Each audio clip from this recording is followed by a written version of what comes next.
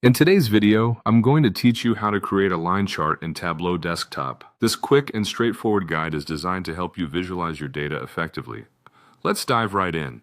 To begin, you'll want to launch the Tableau application on your computer. After opening the app, you'll be greeted with a welcome screen. Here you have the option to either start a new project or open an existing one. Choose the workbook you'd like to work on, or if you're starting fresh, connect to your data source to begin. Now let's access your worksheet. Within your project, navigate to the desired worksheet where you plan to create your line chart.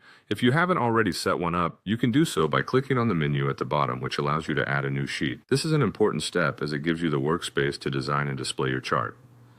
Next, and crucial for a line chart, ensure your data has date dimensions.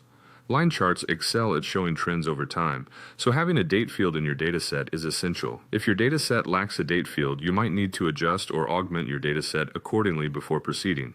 Once you're confident with your data, drag your date field to the columns shelf at the top of the Tableau workspace. This action tells Tableau that you want to arrange the data along a timeline, creating a chronological x-axis for your chart. With the date set, you'll drag the measure names into the filters field. This is where you'll decide which specific measures or variables you'd like to visualize. It's like telling Tableau, hey, these are the data points I'm interested in. After setting your filters, it's time to refine this selection. Choose the particular values you want to see represented on the chart by selecting them from the filter options. This ensures your line chart focuses only on the relevant data. Once you've chosen your values, click Apply and then OK. These confirmations will lock in your filter choices, effectively telling Tableau to prepare the data set according to your specifications.